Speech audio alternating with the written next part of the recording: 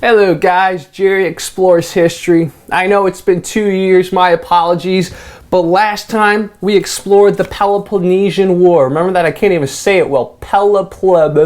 Today, 2 years later, my apologies for this long delay, we're gonna jump down here to a key battle in the Theban-Spartan War. So for those of you who remember, this was the war, the Delian League versus the Peloponnesian League, the Spartans versus the Athenians, and eventually the Spartans became dominant in the Greek world. So after the Athenians were defeated, there was another big war, of course related to Corinth, but this was another big league of people against Sparta.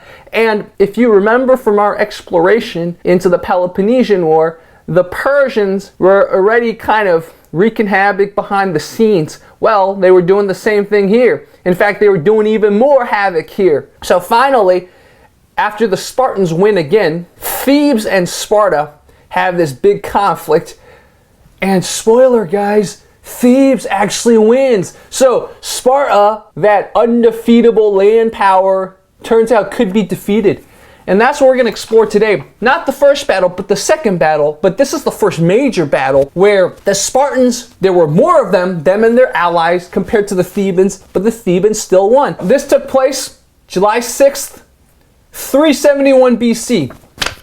Let us explore what happened. So before the Romans took over and showed that the centurion formation actually beat the Phalanx, people fought in the Phalanx in the Greek world. How did the Phalanx fighting work? Basically, you had columns and you would line up side to side, had those big shields, if you've seen 300. You had the shield on your left hand and a spear or a sword on your right hand. So your shield would protect your body and part of the body of the person on your left. So you guys would walk towards each other in a formation, and then you guys would grab each other's shields, tug at each other, push against each other, stab when there's an opening, until one side either got tired or lost the will to fight and kind of broke formation. So that is how the ancient Phalanx fought. From our discussion of the shields, you probably have noticed something, which is, since I'm holding my shield, I'm protecting my left,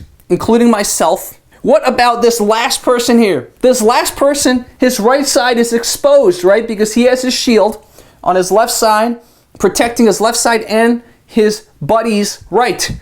He doesn't have any protection. So if you're the last person on the flank, your right side's exposed. If I'm the enemy, it's my incentive to kind of move this way, right? We want to go this way because if we attack this guy on his right side, he's a little bit unprotected.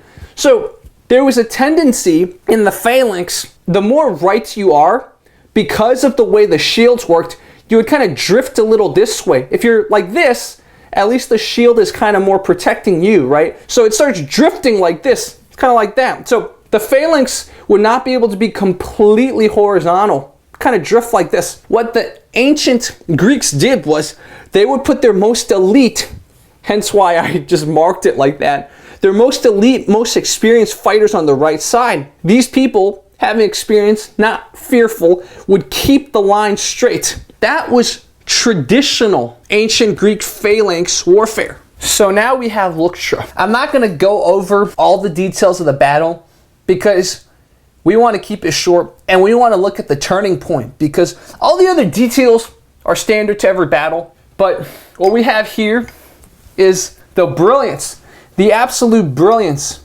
of the Theban side. I almost said Spartan. The Thebans, led by Epaminondas, they were in the minority when it comes to numbers, but they used what's called an Echelon Formation. So remember, if this were classic Phalanx warfare, you would be fighting like this. Your elite troops would be here, right? Because you want to prevent your right side from drifting this way.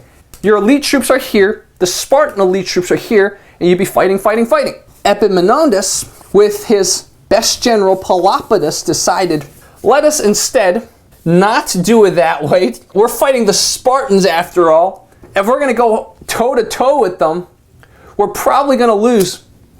So instead, they used this echelon formation. See, it's staggered. So instead of 12 deep like the normal phalanx, all of these are 12 deep. They went 50 deep. So there are a lot of men. A lot of men here. That's why I used a bigger note card. A lot of men charged first, hitting the most elite, the most experienced Spartan troops.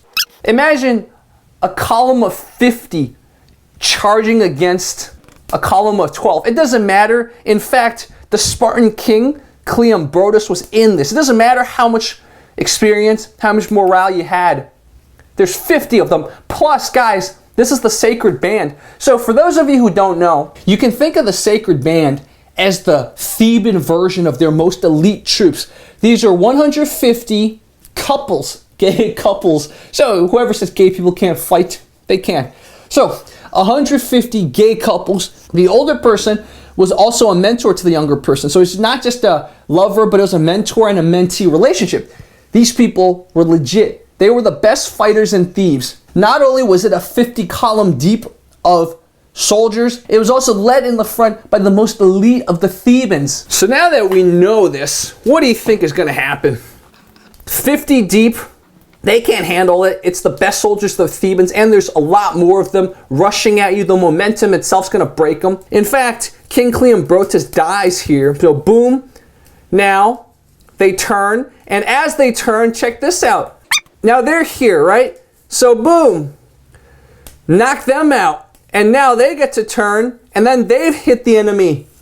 And so boom, they've knocked them out. And then boom, they knocked them out. That was the brilliance of the echelon formation, the echelon charge. If you went toe to toe, kind of parallel to parallel with all of them, first of all, the Spartans are very skilled fighters, Spartans and their allies. Second of all, there's more of them. So there's a likelihood you're going to get pushed back. But instead, you localize your majority.